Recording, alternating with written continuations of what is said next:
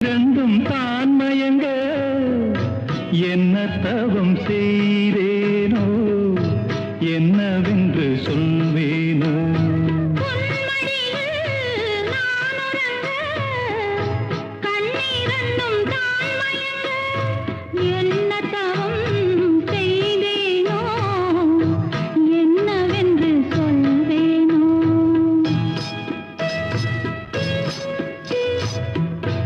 ஏழ் பிறப்பும் இணைந்திருக்கும் சொந்தம் இந்த சொந்தமம்மா வாழ்விருக்கும் நாள் வரைக்கும் தஞ்சமுந்தன் நெஞ்சமம்மா